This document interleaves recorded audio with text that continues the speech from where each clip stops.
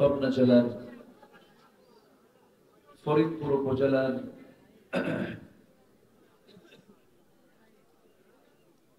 হাদল ফাজিল degree মাদ্রাসা মাঠে অনুষ্ঠিত মাহফিল ইন্তেজামি কমিটি কর্তৃক আয়োজিত আজকের এই বিরাট ইসলামী জালসা 2024 মহৎ আয়োজনের সম্মানিত সুযোগ্য সভাপতি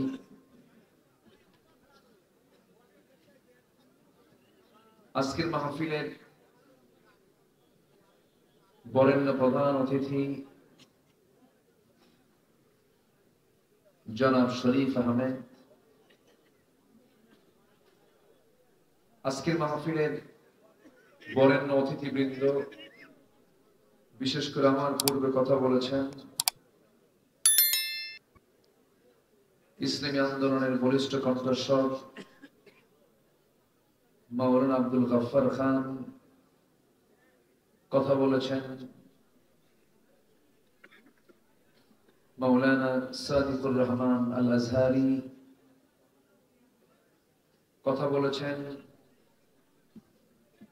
নন্দিত আলেমে দ্বীন, প্রথিত যশা আলেমে দ্বীন, আমার স্নেহধন্য অনুজ মুফতি আমির হামজা হাফিজাহুল্লাহ, অত্র প্রতিষ্ঠানের সম্মানিত প্রিন্সিপাল মহোদয় সহ আজকের মাহফিলের প্রধান আকর্ষণ দূরে ও কাছের বিভিন্ন স্থান থেকে ছুটে আসা কালিমার ঝান্ডাবাহী, তাওহীদের পতাকাবাহী, দ্বীন ইসলামের নরসারদুল বীর মুজাহিদ, প্রাণ প্রিয় সম্মানিত দ্বীনি ভাইরা, আড়ালে বসে আছেন শ্রদ্ধেয়া সম্মানিতা মা বোনেরা।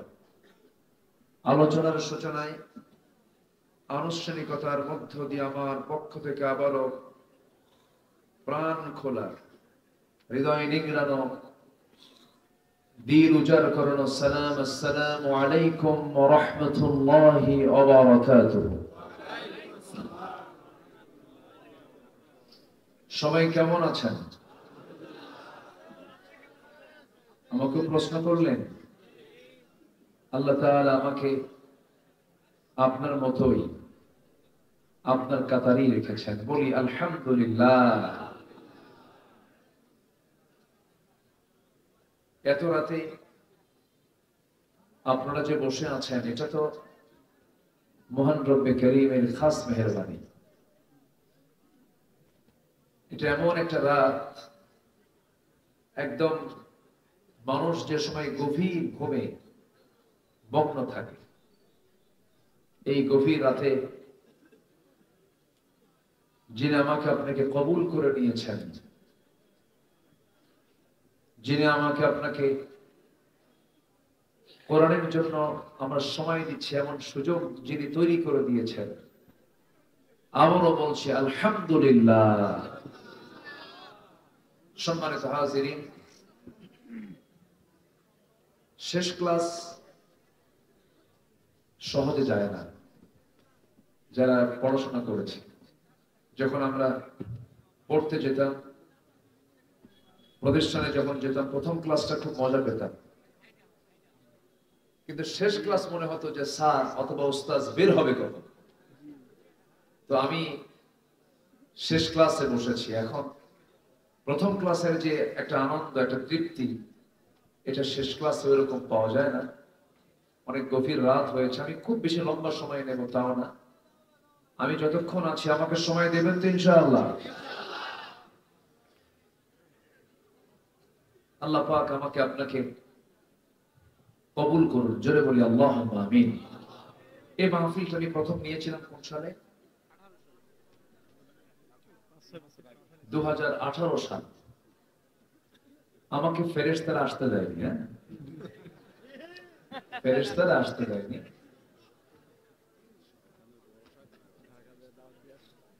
আমার ভাইজান ঢাকাতে গিয়েছিলেন, আমাকে সেখানে কনফার্ম করে এসেছিলেন পরে বললেন, হুজুর কিরামুন কাতিবিনরা খুব ডিস্টার্ব করতেছে, আপনাকে আসতে দিচ্ছে না। তো যাই হোক, সবারই কম বেশি তো জানা হয়ে গেছে কি প্রেক্ষাপট, জাতির সামনে ইতিহাস প্র্যাকটিক্যাল হয়ে আছে। আল্লাহ যে ফেরাউনের পতন ঘটিয়েছেন আমরা ইতিহাসে পড়েছি, শুনেছি, আর নব্য ফেরাউনের যে পতন হলো এটা আমাদের চোখের সামনে দেখলাম, ঠিক কিনা? ফেরাউন পৃথিবীতে ক্ষমতায় ছিল হলো, তার হায়াত ছিল হলো 1600 বছর, আর এরা ছিল হলো 16 বছর। সংখ্যার মিল যে এরকম হলো কেমনে বুঝলাম না? সংখ্যার মিল আছে না? সংখ্যারও কিন্তু মিল আছে। যারা মাইক ম্যান, ইকো অত দেওয়ার দরকার নেই, শুধু সাউন্ডটাকে সুন্দর করলে হবে, ইকো দরকার নেই, আওয়াজটা বাড়ায় দেবে। সম্মানিত ভাইরা, আমরা সুন্দর একটি অনুকূল পরিবেশ পেয়েছি।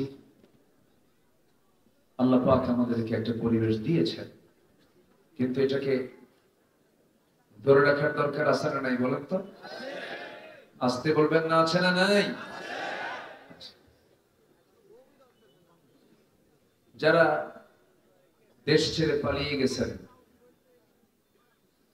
আলেমরা কি দেশ ছেড়ে পালায়? দেখেছেন কোথাও? শুনেছেন কোথাও? আলেমরা পালায় না। 2009 সালে আমার জীবনের ফার্স্ট হজ, 2009 আমি গিয়েছিলাম। কিংবদন্তি শহীদ আল্লামা দেলোয়ার হোসেন সাইদি রাহিমাহুল্লাহর জীবনের শেষ হজ হলো 2009। এই 2009 সালে আল্লাহ পাক আরাফার ময়দানে, একই বছর তো আমার ফার্স্ট হজ, ওনার লাস্ট হজ। তো ওনাকে বলা হলো যে হুজুর আপনি দেশে ফিরবেন না, দেশে ফিরলে মামলা চলছে, ট্রাইব্যুনাল গঠন হচ্ছে, যে কোনো মুহূর্তে আপনাকে তারা গ্রেফতার করে ফেলবে, আপনি দেশের মাটিতে এখন না যাওয়াই ভালো, আপনি সৌদিতেই থেকে যান, আপনি এখানে রাজনৈতিক আশ্রয় পেয়ে যাবেন। উনি বললেন, আমার দল, আমার কর্মী, আমার দেশের নাগরিক জিম্মি হয়ে থাকবে, আর সাইদি বিদেশে পালায় থাকবে, এমন চরিত্র রাসূল আমাদেরকে শেখান নাই। তাহলে উনি কি থাকতে পারতেন না? উনি কি পালায়া ছিলেন? উনি চলে এসেছেন দেশে।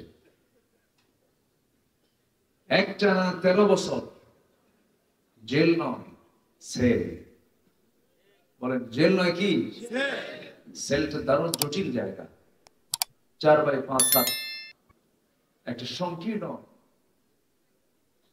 জায়গার ভিতরে, এবড়া থেবড়া ফ্লোরে, তোষকও নাই, এমন একটা জায়গায় তাকে থাকতে হয়েছে 13 বছর। কোনদিন তার চেহারায় কি আমরা হতাশার কোন চিহ্ন পেয়েছিলাম?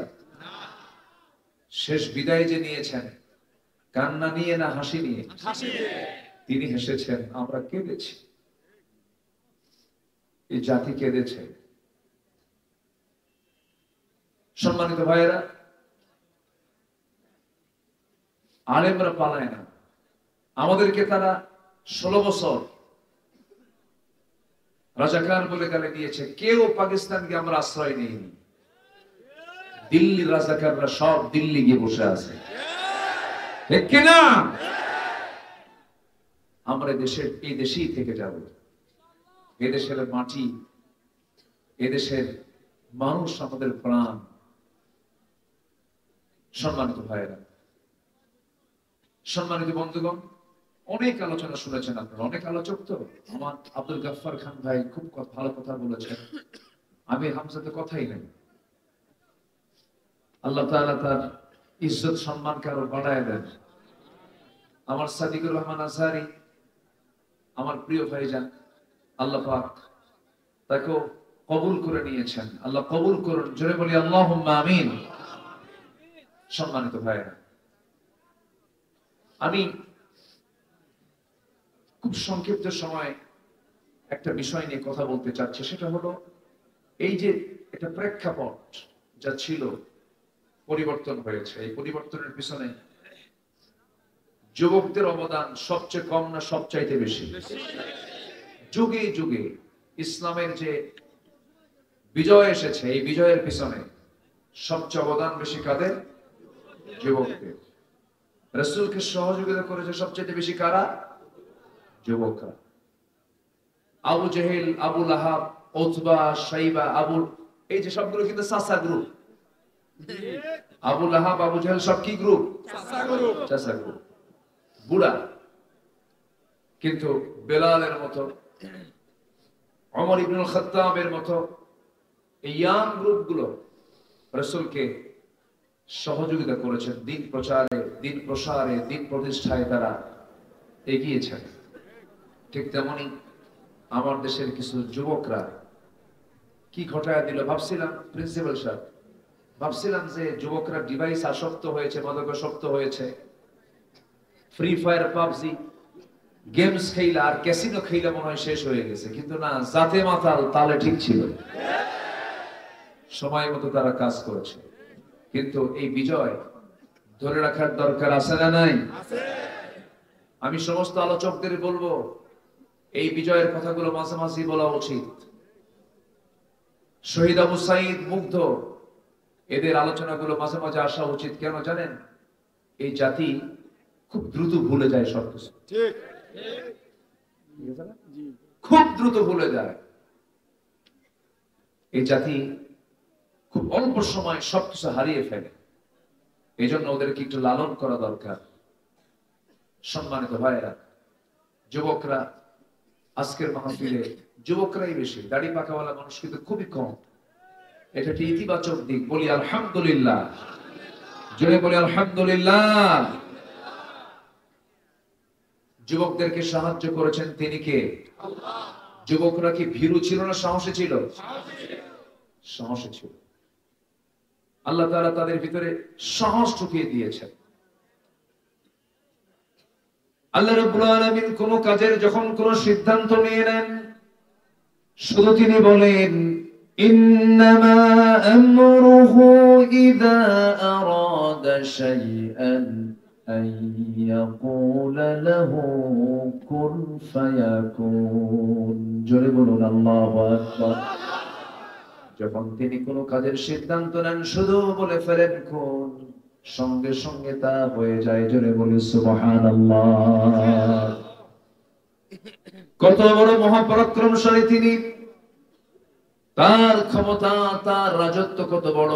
তাবারাকাল্লাযী জাআলা ফিস সামাই বুরুজান ওয়া জাআলা ফীহা সিরাজান ওয়া কমারান মুনীরা وهو الذي جعل الليل والنهار خلفة لمن أراد أن يذكر أو أراد شكورا। جلبنا الله أكبر। অতীব বরকতময় সেই মহান প্রভু, যিনি আকাশে বুরুজ সেট করেছেন, তাতে রেখে দিয়েছেন প্রদীপ্ত সূর্য, আলোকিত চাঁদ রেখে দিয়েছেন। আমার আল্লাহ তার নিজের পরিচয় দিয়েছেন। কত আগে সায়েন্স দিয়ে পরিচয় দিয়েছেন, সায়েন্সের তথ্য দিয়ে পরিচয় দিয়েছেন। এবং প্রথম যে ওহীটা নাযিল হয়েছে, সেই ওহীর মধ্যে সেই প্রথম তেলাওয়াতকৃত যে আয়াতগুলো নাযিল হয়েছে, আমরা যা পেয়েছি, প্রথম 5টা আয়াতের মধ্যে দ্বিতীয় আয়াতটা ছিল সায়েন্সের আয়াত। জোরে বলি সুবহানাল্লাহ। কোরআনের সাথে সায়েন্সের বিশাল মিল আছে।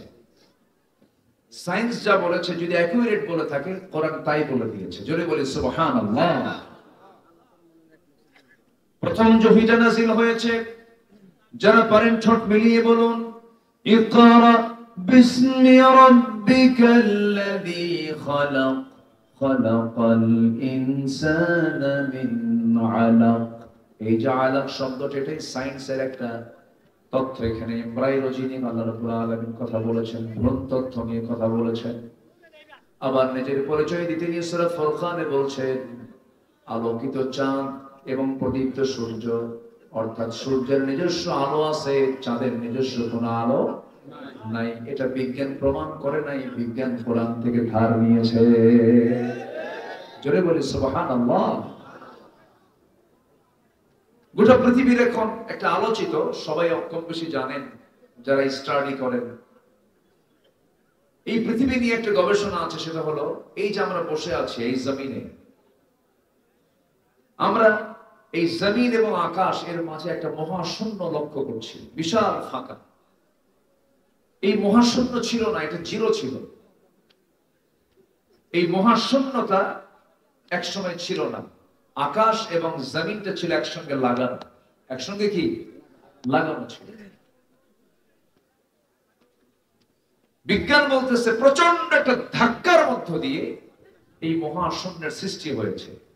এই ধাক্কা, এই থিওরিকে তারা নাম দিয়েছেন বিগ ব্যাং। কি বিগ ব্যাং থিওরি? অথচ এই বিগ ব্যাং থিওরি হালে আসলো আর আমার আল্লাহ কত আগে বললেন। আল্লাহ রাব্বুল আলামিন বলেন আওয়ালাম ইয়ারাল্লাযীনা কাফারু আন্নাস সামাওয়াতি ওয়াল আরদা কানাতা রাতকান ফাফাতাকনাহুমা وجعلنا من الماء كل شيء حي জোরে বলুন আল্লাহু আকবার। কাফেররা কি খেয়াল করে না আল্লাহ রাব্বুল আলামিন এই আসমান এবং জমিন এর মাঝে বিশাল এই মহাশূন্যতা সৃষ্টি করেছেন প্রচন্ড ধাক্কার মধ্য দিয়ে। কিসের মধ্য দিয়ে? ধাক্কার মধ্য দিয়ে। তাহলে বলুন বিজ্ঞান যা প্রমাণ করতে চেয়েছে, বিজ্ঞান প্রমাণ করেছে না কোরআন থেকে ধার নিয়েছে? কোরআন থেকে ধার নিয়েছে। সকল জ্ঞানের মূল উৎস হলো কোরআন। আপনি কি চান এটা দিয়ে? এটা দিয়ে আপনি ব্যক্তি চালাবেন, নিজের জীবন হবে, পরিবার হবে, সমাজ হবে, রাষ্ট্র হবে, গবেষণা হবে, চিকিৎসক চিকিৎসা নেবে পাবে, সাহিত্যিক সাহিত্য নেবে পাবে, লেখক লেখা নেবে পাবে, রাজনীতিবিদ রাজনীতি নেবে পাবে, রাষ্ট্রপতি রাষ্ট্রের পদ্ধতি নেবে পাবে, আইনজীবী আইন নেবে পাবে, ব্যবসায়ী ব্যবসা নেবে পাবে। কি চান আপনি? সব কিছু এর মধ্যে আছে না নাই? আছে। কিন্তু কোরআনটাকে কিছু কিছু মুসলমান তারা অচল করে রাখতে চায়। তারা চায় কোরআন শুধু নামাজে থাকুক, কোরআন শুধু মসজিদ মাদ্রাসায় থাকুক, কোরআনকে কোনো ক্রমেই ক্যান্টনমেন্টে ঢুকতে দেওয়া যাবে না, সচিবালয়ে ঢুকতে দেওয়া যাবে না। এই ধ্বজাধরী চেতনার কিছু মুসলিম নামের কিছু মুনাফিক আমার দেশে আছে না নাই? আসতে বলবেন না আছে না নাই? আমার স্পষ্ট ভাষায় জানিয়ে দিতে চাই, দেশ স্বাধীনতার 53 বছর অতিক্রম হয়েছে। কেউ দেশ চালিয়েছেন 25 বছর, কেউ 16 বছর, কেউ 9 বছর, কেয়ারটেকার গভর্নমেন্টরা কয়েক বছর। সব দেখাই তো দেখলাম সবার পরিচয় মুসলমান থাকলেও তারা ইসলাম দিয়ে রাষ্ট্র চালান নাই। কোন সরকার নামাজি সরকার ছিল না, নামাজের আইন তারা পাশ করেন নাই। সব দেখা শেষ। আগামীর দেশ দেখতে চাই আমরা কোরআনের দেশ, ইসলামের দেশ। রাজি আছেন কারা কারা? হাত উঁচু করে দেখান মুসলমান।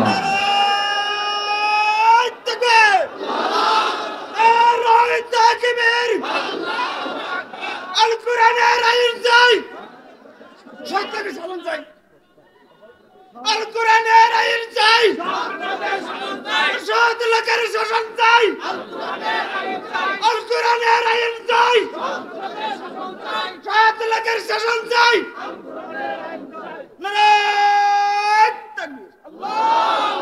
আল্লাহ কবুল করুন। জোরে বলে আমিন। আরো জোরে আমিন। কষ্ট পাচ্ছেন? অসুবিধা? অসুবিধার আর কি আছে? বহু কিছু মারিয়ে এসেছি আমরা। এই 16 বছর জেলখানায় সাধারণ মানুষ বেশি ছিল না, আলেম ওলামা বেশি ছিল? দেশকে আলেমরা চালাইছে না, দেশের টাকাগুলো পাচার করলো কারা, আর জেল খাটলো কারা? দু একটা যেতে পারে নাই, দু একটা এখন ভিতরেই আছে, আছে না?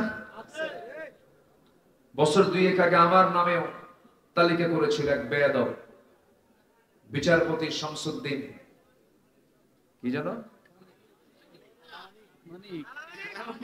কালা বলার দরকার, আল্লাহ কালো বানায় দিছে।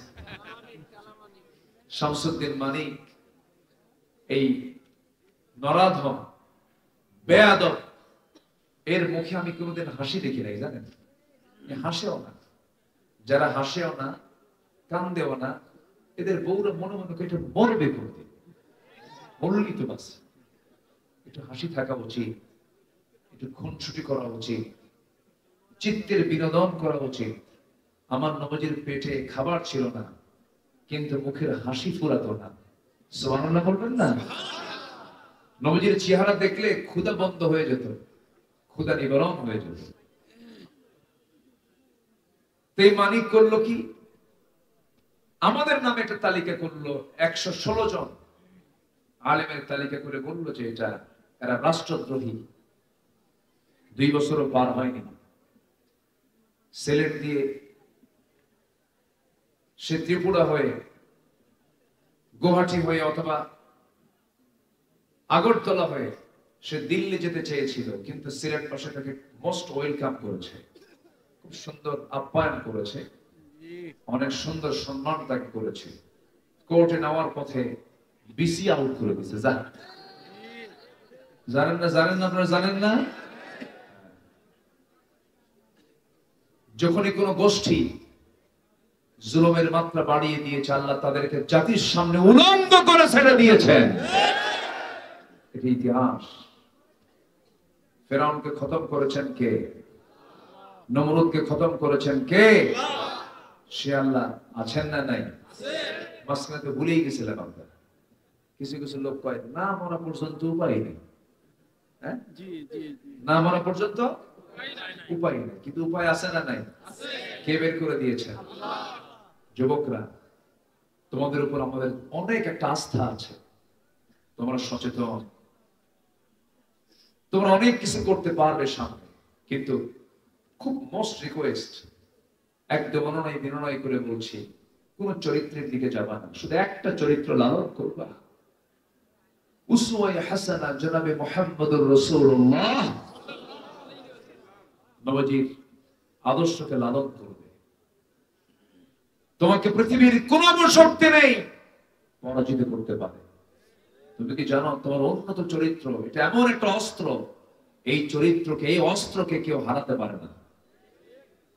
আদর্শের পতন কেউ ঘটাতে পারে না, যদি সেটা সঠিক আদর্শ হয়ে থাকে। সম্মানিত ভাই, তাহলে আদর্শ খোঁজার জন্য আমরা খুঁজবো একজন ব্যক্তিকে, তিনি কে?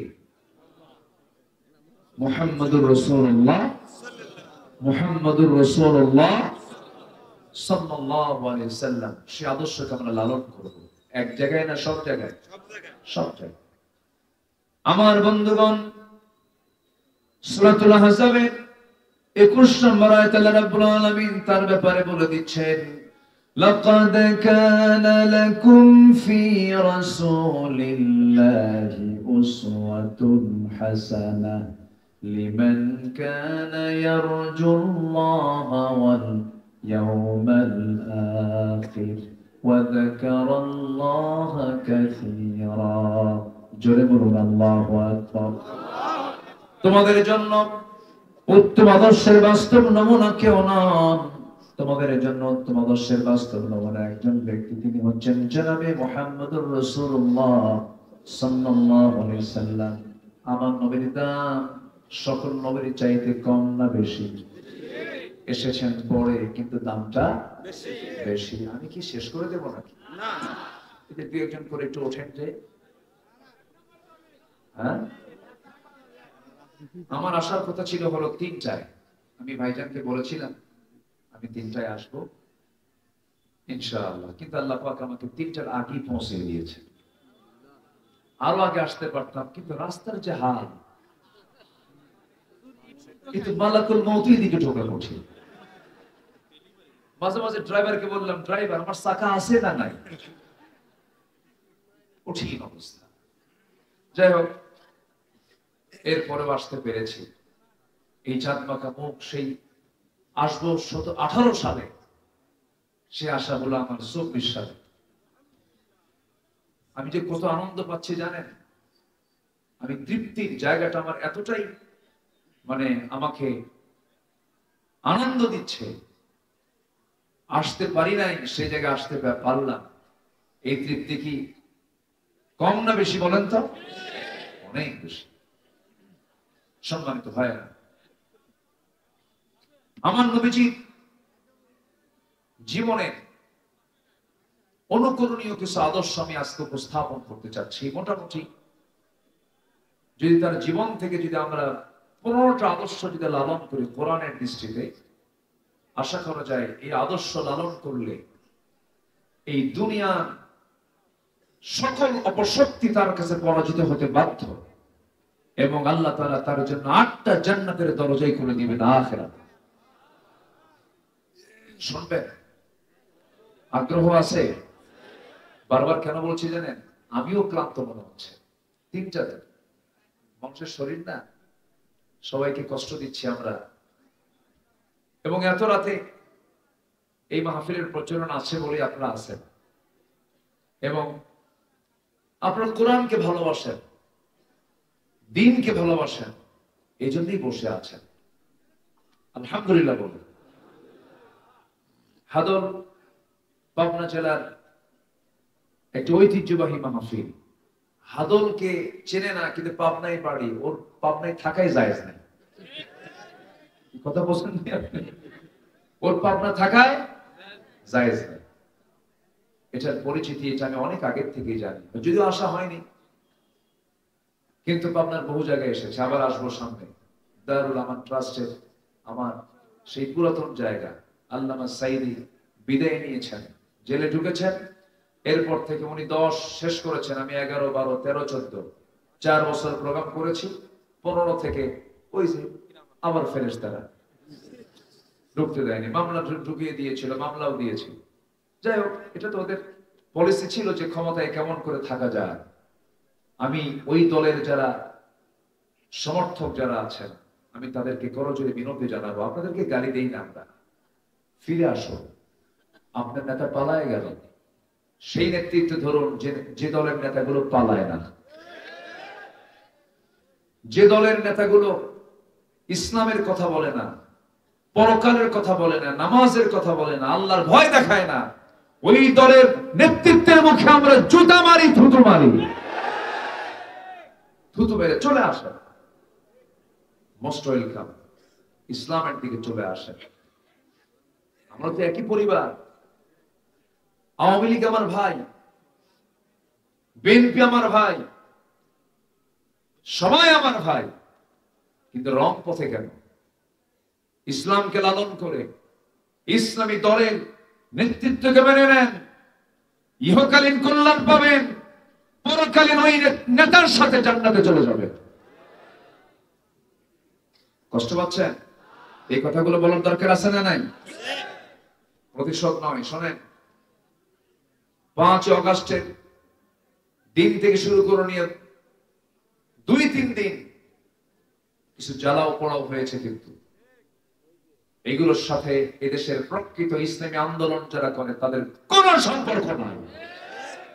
কিন্তু কাজগুলো কিন্তু ঠিক হয়নি। আমার এই কথাগুলো রেকর্ড হয়ে থাকবে, এই কথাগুলো রেকর্ড হয়ে থাকবে। আপনি কেন জ্বালাও পোড়াও করবেন? আপনি কেন একজনের বাড়িতে হামলা করবেন? আমার নবীর যেদিন মক্কা বিজয় হলো, আমার নবীজি মক্কার ভিতরে ঢুকে একা হয়ে গেলেন, তার পাশে কেউ নাই। সামনে বুড়ি মহিলা পড়লো, রাসূল বললেন, বুড়িমা চোখে মুখে ভয় কেন, কি হয়েছে? কে বাবা, আব্দুল্লাহর ছেলে মোহাম্মদ ঢুকছে, কাম সারা শেষ করে দেবে আজকে। কেন? ওরে আমরা বের করে দিছিলাম, আজকে আমাদেরকে সে শুধু বের করবে না, শেষ করে দেবে। তাই কোথায় যাবেন? ওই আমার গোত্রের কাছে চলে যাব। তা আপনি একা? হ্যাঁ, কষ্ট হচ্ছে। রাসূল বললেন, টুকরাটা আমার হাতে দিয়ে দেন। আমার নবীজি মক্কা বিজয় করে এক বুড়ি মহিলার টোপলা মাথায় নিয়ে বুড়িকে সহযোগিতা করছেন। আর আমরা সেই নবীর উম্মত হয়ে আমরা কি শিক্ষা নিচ্ছি বলেন?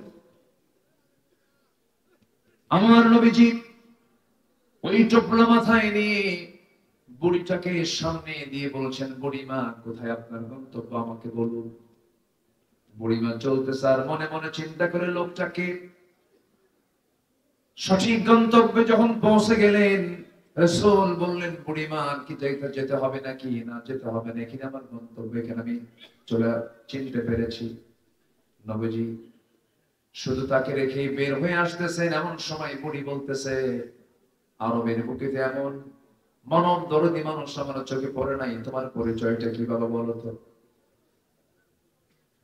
রাসূল বলে ফেললেন, ও বুড়িমা, যে লোকটার ভয়ে আপনি এত দূর থেকে এত দূর পর্যন্ত চলে আসলেন, সেই লোকটা আপনার সামনে দাঁড়িয়ে আছে, মুহাম্মদুর রাসূলুল্লাহ সাল্লাল্লাহু আলাইহি ওয়াসাল্লাম।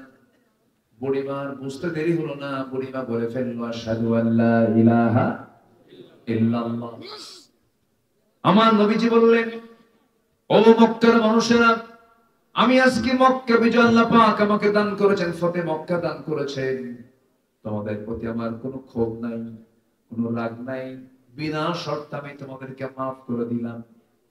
নবীজির সারা জীবনের শত্রু আবু জেহেল, সে দুনিয়া থেকে বদরেই চলে গেছে। তারপর থেকে বদরের পর থেকে নিয়ে আমার নবীজির শেষ মক্কা বিজয়ের পূর্ব মুহূর্ত পর্যন্ত যত যুদ্ধ হয়েছে, প্রত্যেকটা যুদ্ধে তার ছেলে ইকরামা ইবনে আবু জেহেল নবীর বিরুদ্ধে অস্ত্র তুলে যুদ্ধ করেছে সারা জীবন। যেদিন মক্কা বিজয় হয়ে গেল, ইকরামা আবু জেহেলের ছেলে, তার স্ত্রী এসে নবীর সামনে দাঁড়ায় বলে, আপনি যদি আমাকে কালেমা পড়ায়া দিতেন, আমি কালেমা পড়ে নিজের জীবনকে ধন্য করতাম। কালেমা পড়ায়া দিলেন ইকরামার স্ত্রী। এবার বলছেন, ইয়া রাসূলুল্লাহ, আমার স্বামী ইকরামা ইবনে আবু জেহেল, সেও যদি কালেমা পড়ে, আপনি তাকে মাফ করবেন নাকি? রাসূল সঙ্গে সঙ্গে বলে দিলেন, ও ইকরামার স্ত্রী, সে যদি কালেমা পড়ে নেয়, আমিও তাকে মাফ করে দেব। জোরে বলি সুবহানাল্লাহ। এই কনসেপ্ট নিয়ে আসতে হবে তো আমাদের, আমি তাকে মাফ করে দেব। ইতিমধ্যে ইকরামা তিহামা অঞ্চল পার হয়ে, তিহামা একটা অঞ্চল আছে, সেই তিহামা অঞ্চল পার হয়ে একটা নদী পেয়েছে। সে নদীর নৌকায় চড়বে। মাঝিকে বলল, মাঝি আমাকে পার করে দেবে, আমি ওপারে যাব, কত টাকা নিবা? নৌকার মাঝি বলে, আমি টাকার বিনিময়ে নৌকা পার করব না, তুমি যদি কালেমা পড়ো আমি তোমাকে পার করব। আল্লাহু আকবার বলো। ইকরামা লজ্জা পেয়ে গেল। লজ্জা পেয়ে ভাবতেছি, ইসলাম এত দূর পর্যন্ত চলে এসেছে। ইতিমধ্যে তার স্ত্রী স্বামীকে খুঁজে বের করলেন। স্বামীকে খুঁজে বের করে বলছেন, স্বামী আমার, নবীর কাছ থেকে আমি প্রতিশ্রুতি নিয়েছি, আপনি কালেমা পড়লে পরে রাসূল আপনাকে মাফ করে দিবেন। ইকরামা রওনা দিয়েছেন। রাসূল সাহাবায়ে কেরামকে লক্ষ্য করে বলেন, সাহাবীরা, হয়তো ইকরামা কিছুক্ষণের মধ্যে আমার কাছে আসবে, কেউ কোনো কটু কথা বলবে না, কেউ কোনো বাজে কথা বলবে না।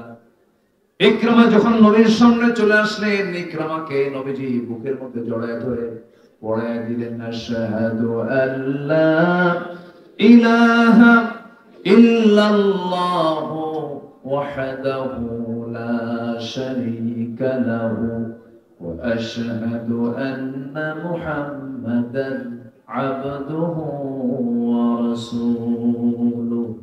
হেদায়েতের মালিক কে? আস্তে বলুন, হেদায়েতের মালিক কে? চিন্তা করেন, আবু জেহেলের ঘরে ইকরামা একজন সাহাবী, কিন্তু কি গোটা পৃথিবীর মানুষ একদিকে, একটা সাহাবীর মর্যাদা কম না বেশি? আস্তে কম না বেশি? সেই লোকটা হলো আবু জেহেলের ছেলে। রাসূল মাফ করে দিয়েছেন,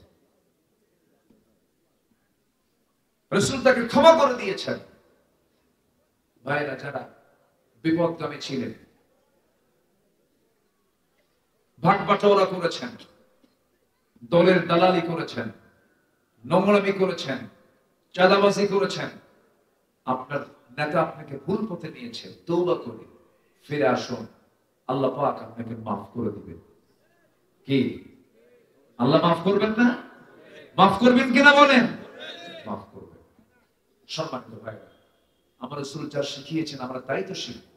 মানুষকে দাওয়াত দিতে হবে রাগ কইরা না মহব্বতের সাথে? মহব্বতের সাথে। নবীজির অনুকরণীয় 15টা আদর্শ একটা একটা করে বলবো। নাম্বার 1, আমরা দাওয়াত দেব মানুষকে কার পথে? আল্লাহ রাসূল দাওয়াত দিয়েছেন। আল্লাহ তাআলা তার রাসূলকে স্পেশালি একবচন শব্দ প্রয়োগ করে বলেছেন। এখানে আলেম ওলামা আছেন, আমরের সিগা।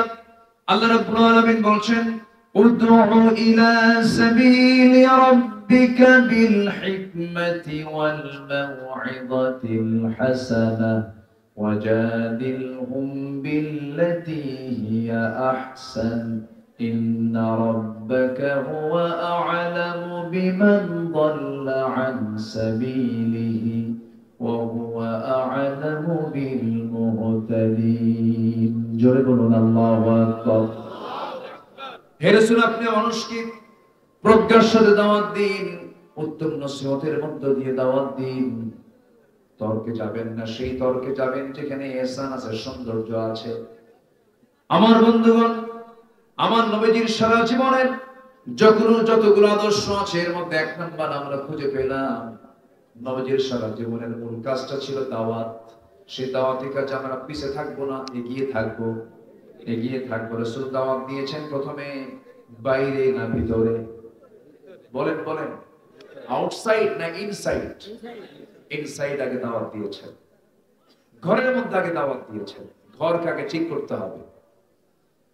অনেক নামাজি আছেন, অনেক হাজি আছেন, নামাজ পড়েন, হজ করেছেন, কিন্তু বউ নামাজ পড়ে না। বউ ডিস্কো টাইপের, কি সাইজের? ডিস্কো সাইজের। পর্দা বোঝে না, 3 পিস পরে ঘুরে বেড়ায়, চুলটা খুলে ঘুরে বেড়ায়। এরকম বউ আছে না? আবার কিছু কিছু স্বামী আছে, বউটা যদি সুন্দর হয়, সুন্দর বউকে পর পুরুষকে দেখাতে খুব মজা পায়। আছে এরকম কিছু পুরুষ আছে না? আসছে কোন বন্ধু আসছে, বউটাকে বলে, এই সুইটি এদিকে আসো তো, একটু চা খাওয়াও তো। বউটাকে ডিসপ্লে করে। বউটাকে কি করে? ডিসপ্লে করে। আবার মাঝে মাঝে হোন্ডায় তোলে। কোথায় তোলে? হোন্ডায়। নরমাল কোন হোন্ডা না, R15 লেটেস্ট ভার্সন, যার প্যাসেঞ্জার সিট হলো 3 তলা আর ড্রাইভিং সিট হলো আন্ডারগ্রাউন্ড। দেখেন না কিছু কিছু হোন্ডা? ড্রাইভার কই দেখাই যায় না, ড্রাইভার ওই ট্রাঙ্কের তলে থাকে।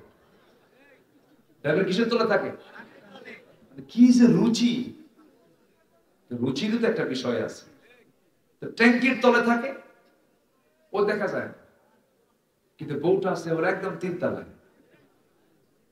বউটাকে বলে সাজো, যেমন খুশি সাজছে, মাথার চুল ছেড়ে দিয়া, লাল লিপস্টিক দিয়া, টকটকে লাল শাড়ি গায়ে লাগায়, অর্ধলগ্ন হয়ে পিছনের হোন্ডার পিছনের সিটে উঠলো। স্বামী তো আন্ডারগ্রাউন্ডে আছে। হোন্ডার মেকারকে বলল, যে হোন্ডার আওয়াজে তো জাতি আমারে দেখবে না, তুই পাইপ খুলে ফেল। পাইপ আছে না? পাইপ যেদিক দিয়ে ধোঁয়া বের হবে, সিলিন্ডার, হ্যাঁ, খুলে ফেল। খুলে ফেলছে। এখন হোন্ডা এখন হয়ে গেছে হেলিকপ্টার। দিল একখানটা ডেমরা টু ফরিদপুর, ঠিক আছে না? বাগাবাড়ি টু ফরিদপুর এক টানে। রাস্তার ডানে বামে যা আছে সব দেখে নিল। নিয়ে যাচ্ছি আমার। কি কথা বোঝেন নাই? নিয়ে যাচ্ছি আমার। দেখো, সন্ধ্যার আগ দিয়ে নদীর কিনারে বউটাকে বললো যে, বউ এখানে একটু বসো তো। বসায় দিল। 16 Pro Max আইফোন, একটা মোবাইল দিয়ে একদম লেটেস্ট ভার্সন, ছবি একখান তুলে এটাকে ফিল্টারিং করে সুন্দর করে ফেসবুকে আপলোড করে টাইটেল লিখলো, প্রিয় ভাইরা আসো আমার বউটাকে সবাই মিলে জামাতের সাথে দেখি। জোরে বলুন নাউজুবিল্লাহ। জোরে বলুন নাউযুবিল্লাহ। এরকম দুশ্চরিত্র কিছু যুবক লম্পট আছে না নাই? আসতে বলবেন না, আছে না নাই? বাড়িতে দাওয়াত দেন, লজ্জা শরম থাকা দরকার। তো নিজের বউ আপনি মানুষকে দেখান, এটা কেমন কথা? নিজের বউকে দেখানো যাবে না। নিজের স্ত্রী নিজের জন্য, তার সকল সৌন্দর্য আপনার জন্য জায়েজ। বউটাকে সুন্দর করে বুঝাবেন, আপনি নিজে 5 ওয়াক্ত নামাজ পড়বেন। বউ যদি নামাজ না পড়ে সুন্দর করে বুঝায় বলবেন, বউ আমার, দুনিয়াতে আমার যৌবন তোমার মাঝে দিয়েছি, তোমার যৌবন আমার মাঝে তুমি দিয়েছো। হুন্না লিবাসুল লাকুম ওয়া আনতুম লিবাসুল লাহুন্না। কিন্তু আমরা শুধু দুনিয়াতে এই সম্পর্ক রাখতে চাই না, আমাদের এই সম্পর্ক জান্নাত পর্যন্ত বাড়াতে চাই। আসো নামাজ পড়ি, তাহাজ্জুদের সময় হয়ে গেছে। তুমি পিছনে দাঁড়াও, আমি সামনে দাঁড়াই। কোন স্বামী স্ত্রী যদি তাহাজ্জুদ নামাজ যদি রেগুলার নিয়মিত পড়তে পারে, আল্লাহর কসম করে বলি, ওই পরিবারেই হাসান বসরি, রাবিয়া বসরির জন্ম হবে। পরিবারের ভিত্তিটা একটা মজবুত ভিত্তি, কিন্তু আজকে পরিবারগুলো ধ্বংস হয়ে যাচ্ছে। ইসলাম নাই। বউ যদি নামাজ না পড়ে কি করবে বলেন তো? বলেন, জবাব দেন, কি করবে? একজনকে মারবে, কিন্তু মারার কেস দেখতেছি। যে কইছে মারবো হয়তো বিয়ে করে নাই। বউকে মারা এত সস্তা? এতই সস্তা ভাবছেন বউকে মারা? বলেন তো, স্বামী বড় না বউ বড়? চেয়ারম্যান বড় না চেয়ারম্যানের বউ বড়? হ্যাঁ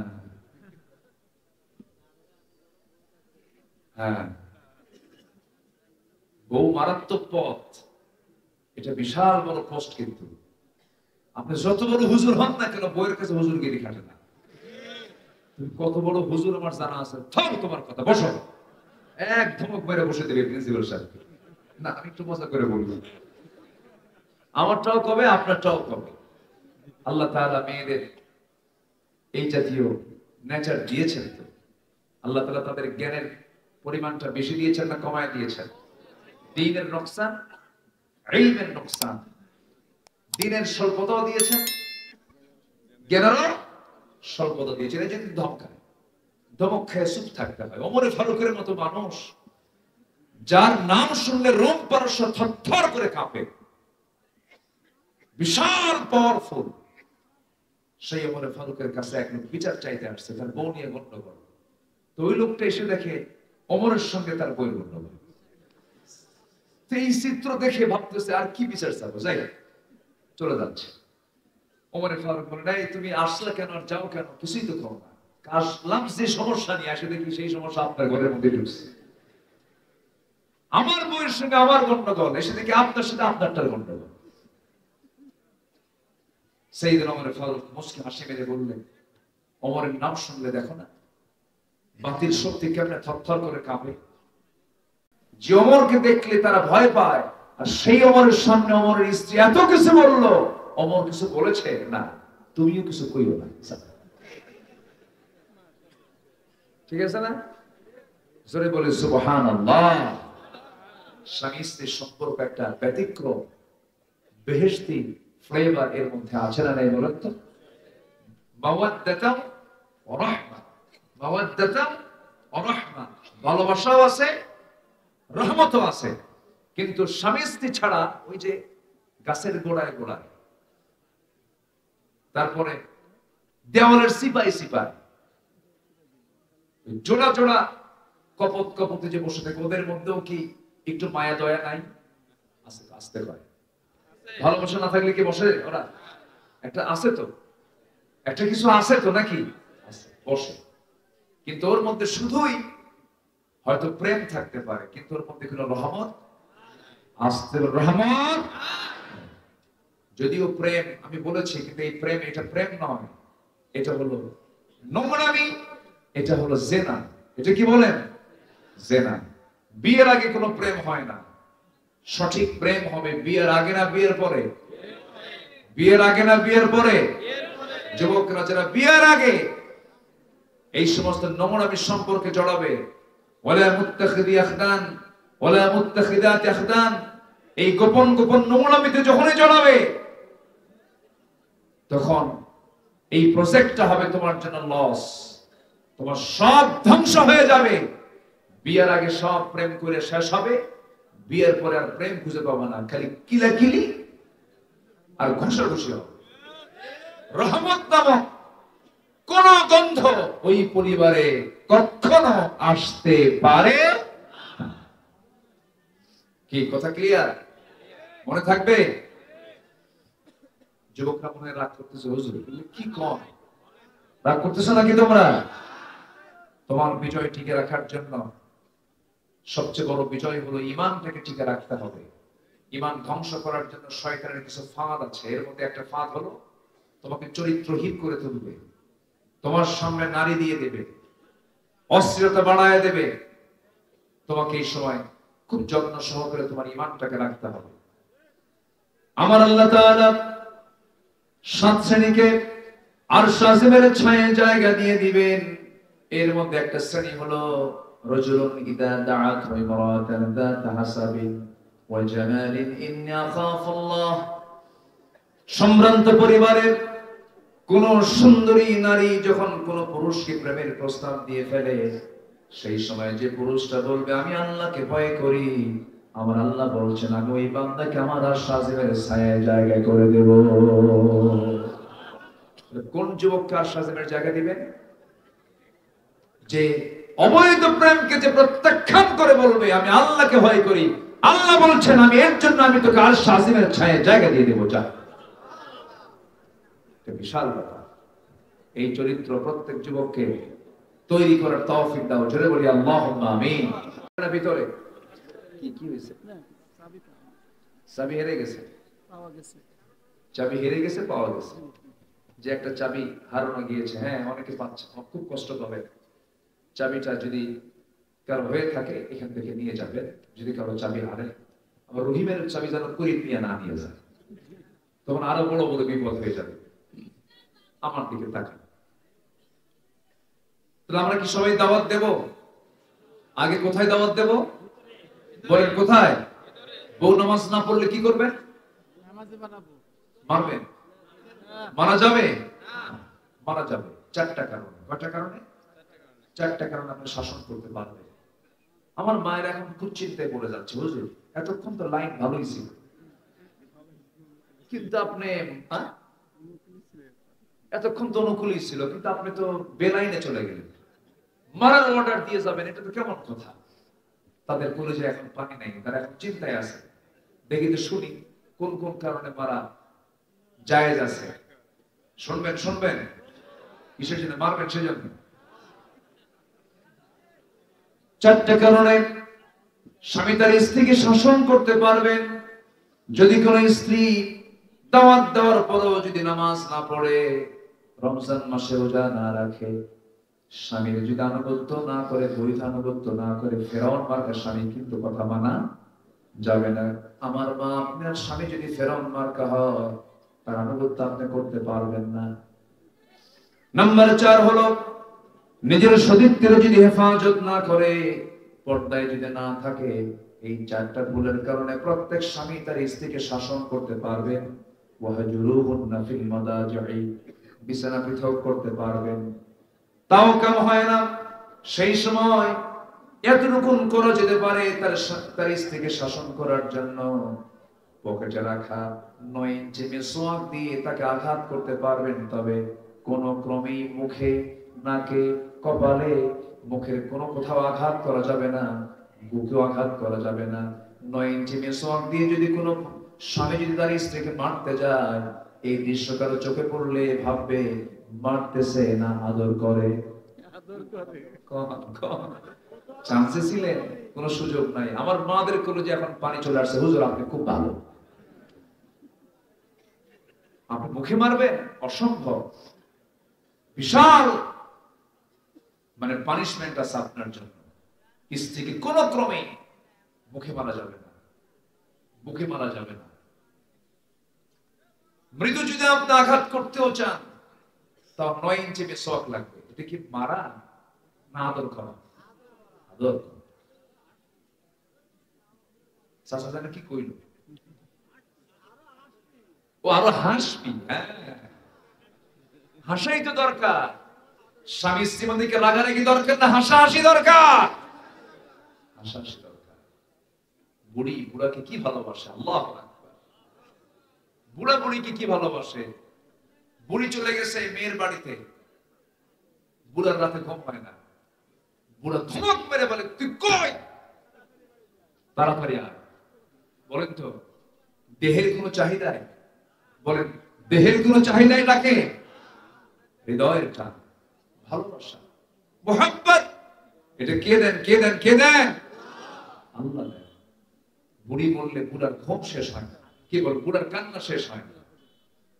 বুড়ি যখন মরে যায়, বুড়া পাগলের মতো কান্নাকাটি করে, কবরের পাশে গিয়ে চোখের পানি ফেলে ফেলে কান্দে। মরিচ পাকলে পরে ঝাল কমে না, বাড়ে। ঝাল বেড়ে যায়। স্বামী স্ত্রী যত বয়স বাড়তে থাকে, আল্লাহ পাক তাদের মাঝে মহব্বত আরো বাড়ায় বাড়ায় দেন। যুবকরা বৈধ সম্পর্কের দিকে যাবে, নিজের স্ত্রীকে, নিজের পরিবারকে আগে দাওয়াত দেবে। নিজের বোনকে কখনো বোরকা ছাড়া বের হতে দেবে না, পর্দার মধ্যে রাখবে। তোমার পরিবারটা জান্নাতের পরিবার বানাবে। কোরআন তেলাওয়াতের প্রচলন করবে। প্রত্যেকটা দিন সকালবেলা প্রত্যেকের মুখ থেকে বের হবে, আলহামদুলিল্লাহি রাব্বিল আলামিন। বলুন, আলহামদুলিল্লাহি রাব্বিল আলামিন, আর রহমানির রহিম, মালিকি ইয়াউমিদ্দিন। প্রত্যেকটা সদস্য যদি ফজর পরে যদি কোরআন পড়তে পারে, আল্লাহর কসম করে বলি, ওই বাড়িতে শয়তান কখনো ওয়াসওয়াসা দেওয়ার সাহস পায় না। জোরে বলি সুবহানাল্লাহ। শয়তান তাড়ানোর ঔষধ কি বলেন? বলেন বলেন বলেন। কোরআন তেলাওয়াত করা। যে ঘরে কোরআন তেলাওয়াত চলবে, সেই ঘরে কোনো প্রকার শয়তান আসর করতে পারে না। এই যে দুষ্ট জিনগুলো ডিস্টার্ব করে, দুষ্ট জিনগুলো প্রবলেম করে, মূল কারণ হলো এই ট্রিটমেন্টটা বাড়ি থেকে সব বন্ধ হয়ে গেছে। দাদির যুগের সময় দাদিরা ঘুম থেকে উঠেই তারা নামাজ পড়তেন, কোরআন তেলাওয়াত করতেন। গ্রামের মধ্যে ঢুকলে পরে গুনগুন গুনগুন করে আওয়াজটা শোনা যেত। আমি কি ভুল বলছি? গ্রামের মধ্যে ঢুকতাম, ছোট্টবেলায় দেখেছি আমার দাদিকে কোরআন পড়তেন, ফজর পড়ি চৌকি বানায় রাখতেন। এখন তো চৌকিও নাই, জল চৌকি, লম্বা সাইজের জল চৌকিতে আমার নিজের দাদিকে দেখেছি। তাসবিহ থাকতো, কোরআন থাকতো, ওজিফা থাকতো। প্রায় 1 ঘন্টা 1.5 ঘন্টা ধরে দাদি কোরআন তেলাওয়াত করতেন, ওজিফা গুলো করতেন। আজকে ভাবির মধ্যে তার সাথে ডাবল পাওয়া যায়। ভাবিদের মধ্যে পাওয়া যায়? পাওয়া যায়। আমি একদিন দাদিকে বললাম, দাদি তোমার কি আল্লাহর নামগুলো মুখস্থ আছে নাকি? সেই সময় দাদির বয়স 75 থেকে 80 বছর। দাদিকে হারিয়েছি, মারা গেছেন বহু আগে। বললাম, দাদি তুমি যদি আল্লাহর নামগুলো মুখস্থ করো, অনেক সওয়াব। ওয়ালিল্লাহিল আসমাউল হুসনা ফাদউ বিহা। আচ্ছা, আল্লাহর নাম ধরে তোমরা ডাকো, সবগুলো সুন্দর সুন্দর নাম ধরে ডাকো। আমি দাদিকে বললাম, দাদি সব নামগুলো মুখস্থ করো, যদি সব নাম ধরে ডাকো, আল্লাহ বলবেন, বান্দা এমন কোন নাম নাই যে নামটা তুই ধরিস নাই। সব নাম ধরে যখন ডাকলি, যা আমি তোর সমস্ত গুনাহগুলো মাফ করে দিলাম। আল্লাহর 99টা নাম মুখস্থ করা কিন্তু সহজ নয়। ওই বুড়ি মানুষ যেদিন দাদিকে বলেছি, সেই দিন থেকে মুখস্থ করা শুরু করেছেন। আমাকে একদিন কাছে থেকে বলছে, নাতি এইদিকে আয়, তোর যে কথাগুলো শুনেছিলাম নাম সবগুলো নিয়ে আল্লাহকে ডাকতে হয়, সব নাম মুখস্থ করছি। দাদির পরিবারে রহমত ছিল,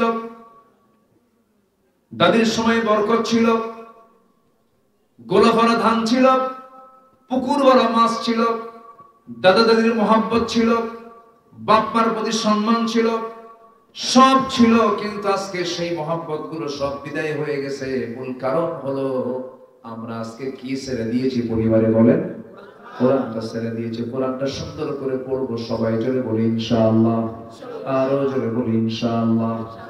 অনেক লম্বা লম্বা কথা, সময় তো আস্তে আস্তে চলে যাচ্ছে। এবার আসেন নাম্বার 2, রাসূল ছিলেন ভীরু না সাহসী? ভীরু না সাহসী? সাহসী ছিলেন। তিনি কি পরিমাণ সাহসী ছিলেন? বদর তার প্রমাণ, উহুদ তার প্রমাণ, খন্দক তার প্রমাণ, হিজরতের রাত তার প্রমাণ, জাবালে সুর তার প্রমাণ। কতগুলো সময় তিনি পাড়ি দিয়েছেন, কোন একটা কাজে তিনি চুল পরিমাণ কখনো ভয় পান নাই।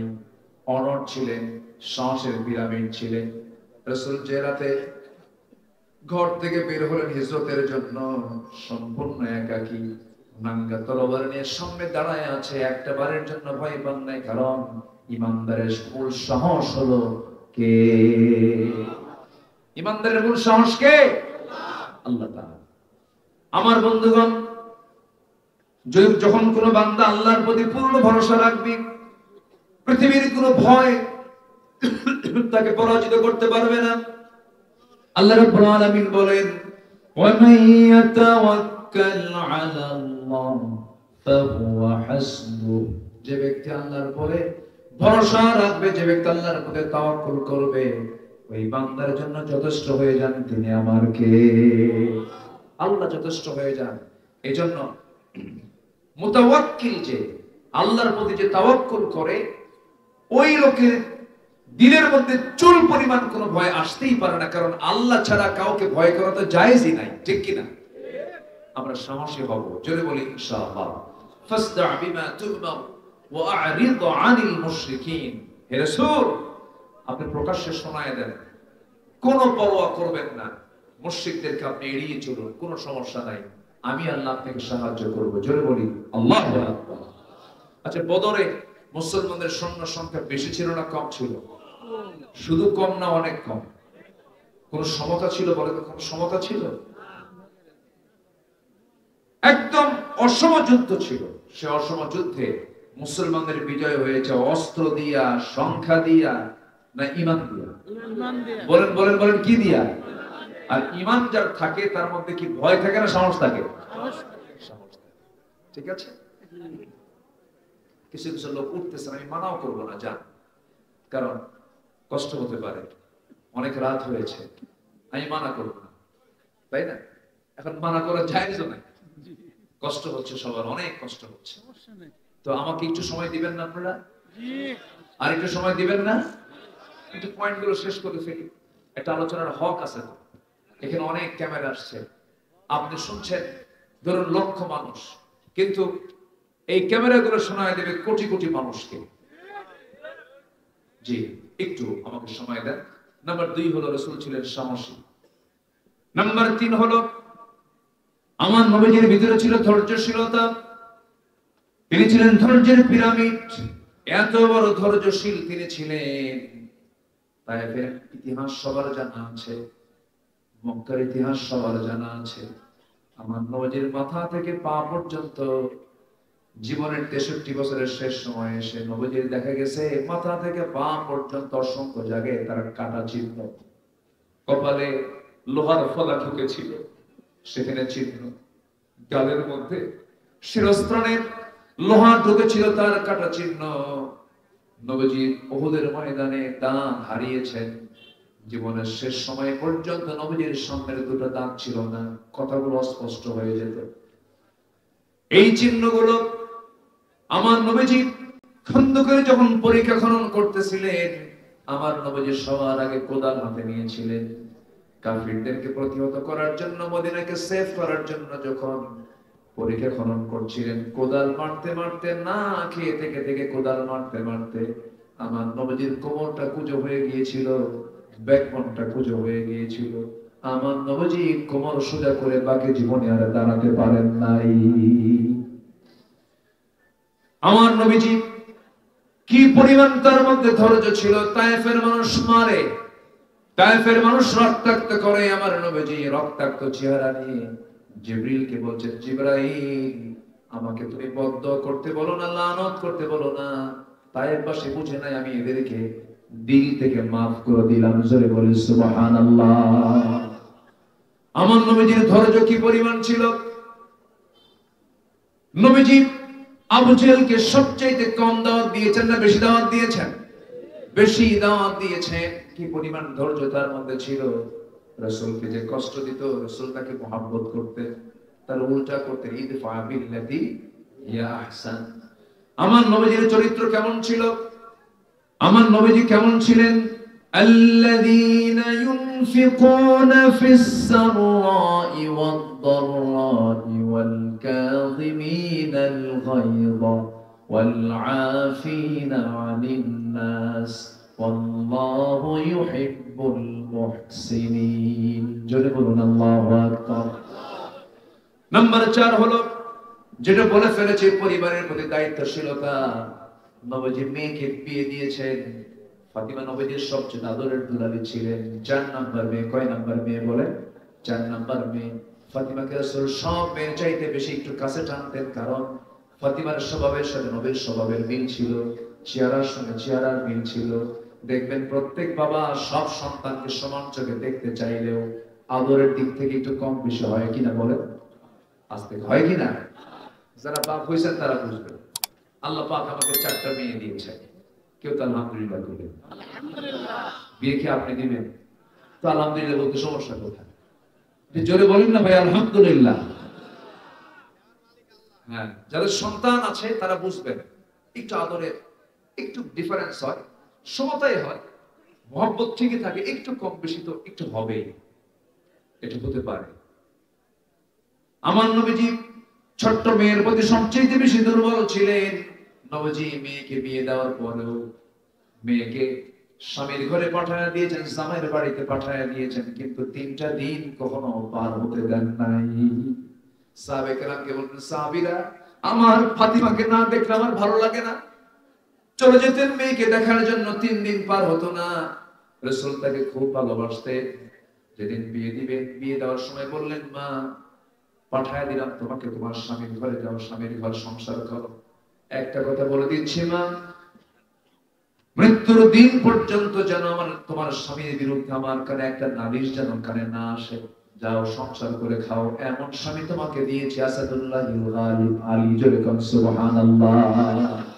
স্বামীর বিরুদ্ধে একটা নালিশ যেন আমার কানে না আসে। এখনকার মেয়ের বাপরা কি করে? এই কথা বলে মেয়েকে বিয়ে দিয়ে বলে, যা যদি কিছু বলে খালি ফোন দিবি, খাইয়া ফালাবো। এই আছে না? না, সংসার হবে না, ধ্বংস হয়ে যাবে। বিয়ের আগে একজন নারীর অবস্থান একরকম, বিয়ের পরে একজন নারীর অবস্থা ভিন্ন রকম। স্বামীর দামটা কোনো অংশে কম নয়, স্বামী গুরুত্বপূর্ণ একটা অংশ। তবে হ্যাঁ, বাপ মার সঙ্গে কোনো তুলনা করা যাবে না, বাপ মা তো বাপ মাই, কিন্তু স্বামীকে সম্মান করার দরকার আছে না নাই? আবার প্রত্যেক স্বামীর উচিত বউকে তার প্রাপ্য মর্যাদা দেওয়ার দরকার আছে না নাই?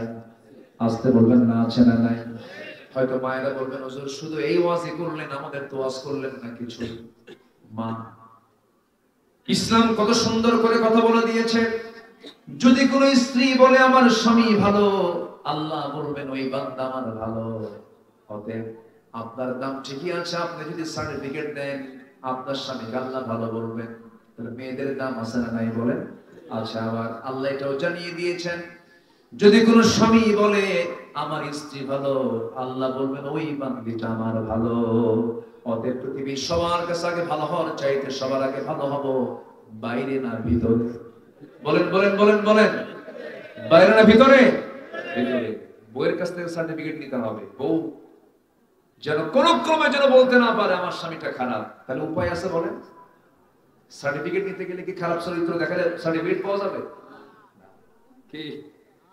খুব জায়গা মতো দিচ্ছি, সব মাথায় রাখতে হবে। আল্লাহ পাক কবুল করুন, জোরে বলি আল্লাহুম্মা আমিন। মেয়ে ফাতিমাকে বিয়ে দিলেন। অনেকদিন পর নবীর ঘরে এসেছেন ফাতিমা, বসে বসে নামাজ পড়ছিলেন। রাসূল বললেন, ফাতিমা বসে বসে নামাজ পড়ো কেন? তুমি যে যুবতী মেয়ে। এবার ফাতিমা বলছেন, আব্বা আমি দাঁড়িয়ে নামাজ পড়তে পারতাম, আমার সামর্থ্য আছে, কিন্তু আপনার ঘরে এসে বসে বসে নামাজ পড়ার কারণ হলো আমার একটা জামা, এই জামার পিছনে একটা ছেঁড়া অংশ আছে। সেই ছেঁড়া অংশ যদি নামাজে দাঁড়িয়ে পড়ি নামাজ, আপনার দৃষ্টিগোচর হবে, আপনি দেখে ফেলবেন ছেঁড়া অংশ। আপনি যদি মনে মনে চিন্তা করেন, আরে আমার জামাই আলী আমার মেয়েকে কাপড়ে কষ্ট দেয়, এতটুকু দোষ আমার সামনে প্রকাশ হোক এটা চাই নাই মনে করে আমি ফাতিমা বসে বসে নামাজ পড়ি। সুবহানাল্লাহ, সুবহানাল্লাহ বলবেন না? আমার মায়ের এগুলো লালন করবেন। যাকে যে সম্মান দেওয়া দরকার সেই সম্মানটা আপনি দিবেন। আপনারা যারা স্বামী আছেন, যার যে সম্মান সেই মর্যাদা দিবেন। আরেকটা প্রশ্ন করি, পরিবার নিয়ে যখন কথা চলে আসলো, বলুন তো মা বড় না বউ বড়? অনেকে চিন্তা করি কিচ্ছু পাবো না। ভালো করে মা বড় না বউ বড়? আবার বলুন, মা বড় না বউ বড়? মাহফিলে মা বড়, বাড়িতে বউ বড়। হ্যাঁ, ঠিক আছে না? বাড়িতে বউ বড় হয়ে যায়, বউটার কথাকে প্রাধান্য দিয়ে মাকে ছোট করে ফেলেন না, এটা সম্পূর্ণ হারাম। মার সামনে বউকে ছোট করবেন না, আবার বউয়ের সামনে মাকে ছোট করবেন না। যদি সে আপনার বউ, কিন্তু সে তো আপনার সন্তানের মা। কি সে একজন সন্তানের মা? আপনার স্ত্রী হতে পারে, কিন্তু আপনার সন্তানের কি মা হয়ে গেছে, সেটা একজনের মা। অতএব আপনি নিজের মার সামনে বউয়ের কোন সম্মান করবেন না, আবার স্ত্রীর সামনে মার কোন সম্মান করবেন না। দুজনকে দু জায়গায় সেপারেট করবেন। মাকে বলবেন, মা এই যে আমার বউটা এই বাড়িতে আসছে, সেটা এই বাড়ির মানুষ না, অন্য বাড়ি থেকে নিয়ে এসেছি। সারা জীবনের তরে বাবা মা ভাই বোন সব ছেড়ে দিয়ে এসেছে এই বাড়িতে, সে তো মেহমানের মতো একটু সম্মান করো না কেন মা? একটু স্নেহ করো, আদর করো। তোমার মেয়ে তো অন্যের ঘরে গেছে, সেই জায়গায় তোমার মেয়ে সংসার জীবন করতেছে, একটু বুঝায় বুঝায় বলবেন।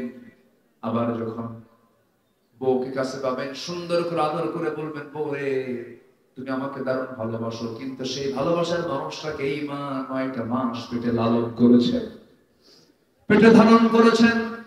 এই মা যদি আমাকে গলা টিপে মেরে ফেলতেন, তোমার প্রিয় মানুষ তুমি পেতে না।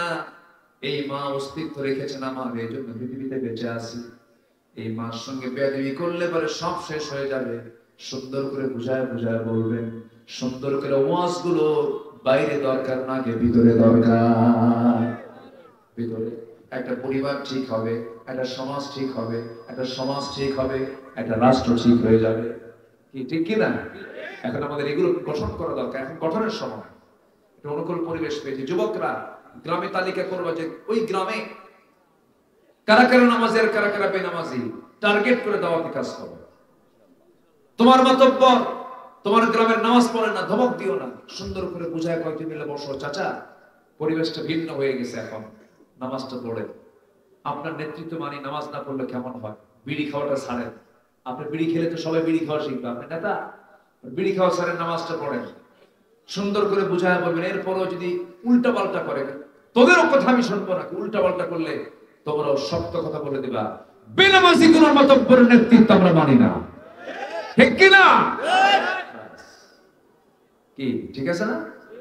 যেমন করে গণভবন দখল করছো তোমরা। তোমার গ্রামে কোন বাড়ি থেকে পর্দা ছাড়া মেয়ে বের হয়? কোন নারী কোন ঘর থেকে বেহায়া হয়ে বের হয়? সেই বাড়িকে টার্গেট করো।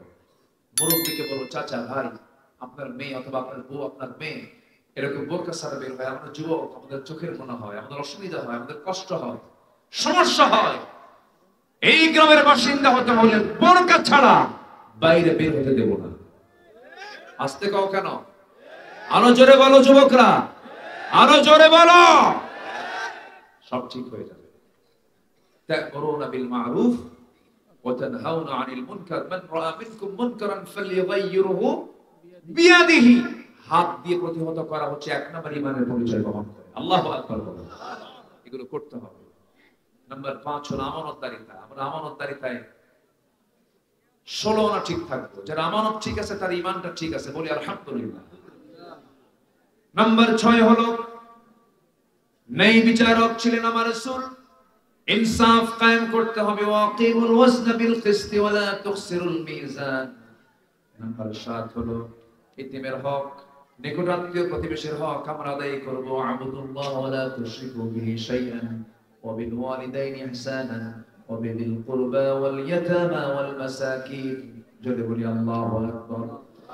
নাম্বার 8 হলো আল্লাহর বিধানের প্রতি শর্তহীন আনুগত্য করতে হবে। ওমা কানা লিমুমিনিন ওয়ালা মুমিনাতিন ইযা কাদাল্লাহু ওয়া রাসূলুহু আমরান আন ইয়াকুনা লাহুমুল খিয়ারা মিন আমরিহিম ওয়া মান ইয়াসিল্লাহা ওয়া রাসূলুহু ফাকাদ দাল্লা দালালান মুবিনা জোরে বলি আল্লাহু আকবার।